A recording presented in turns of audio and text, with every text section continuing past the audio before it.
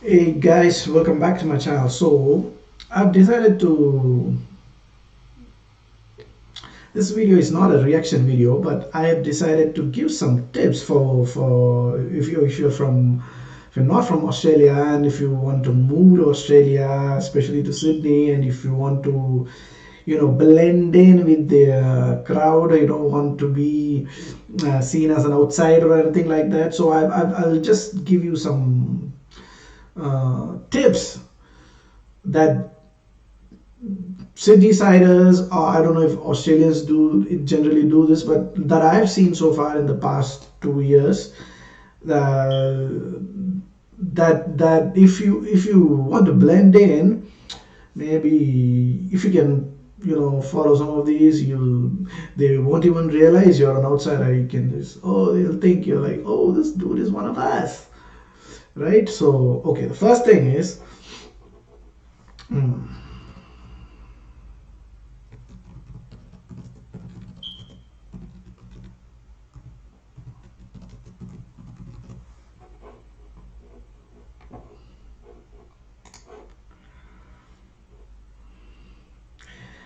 I see a lot of guys here wearing really skinny jeans and beach island type shirts, something like this, something like this. Yeah, something like this. I see a lot of guys wearing this. I don't know what's the big deal about this type of outfit, but I see a lot of guys wearing this. I didn't know this before I moved to Sydney, but just that I find this really interesting. And they don't even, like, when they show you things about Australia, they don't show these fashion trends that happen, that are common in Australia, right? They just show you kangaroos and things like that. So this is going to be more of my observation and perspective on what I find in my eyes, that I see, that I've noticed about Sydney so far. So yeah, just some interesting tip. Okay, so if you want to be a Sydney sider, maybe you can start off with this, and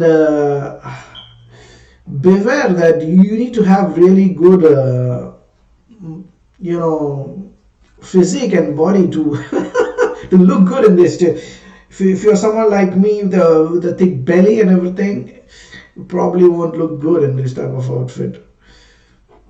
So the first thing is loose Hawaiian Cuban type of shirt with the skinny jeans. Okay, now the second one, let's move on to the second one.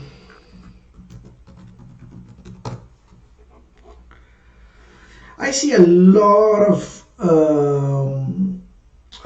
people wearing Dr. Martens. I've never even heard of this shoe before I moved to Sydney, but out of curiosity, I was browsing some of these online websites like Platypus, Hype DC, and whatnot, and then I see a lot of Dr. Martens in those. That's when I realized, okay, this is called Dr. Martens. Now, Dr. Martens was some World War II German doctor who created these shoes, and it's apparently really popular in Britain as well, amongst the punk, grunge, gothic subcultures. So I'm not a big fan of Dr. Martens, but if you want to blend in when you're in Sydney, you probably can wear one of these and then they won't even realize that you're an outsider. Okay. Third one is, I see a lot of this coffee shops. Like in Sydney, you won't find that many Starbucks or that kind of large scale coffee shops. You can find so small coffee shops here in Sydney, They serve some really good specialty coffee. And this is one of those Campos. I think it's from Brazil or somewhere. But they and these guys in Sydney, this is like a morning ritual that most of the people have. They don't have a proper breakfast, if especially if you're from India and you're used to be like three 10 15 different types of varieties of breakfast. I don't know, from idli dosa to whatnot. If you come to Sydney, in Sydney you can just find some rolls, rolls that do like very very boring rolls like spinach and feta roll, bacon roll, and then some croissant. That is all they have for breakfast. That's what I've noticed. They just have a cup of coffee and then a croissant or some roll or something like that.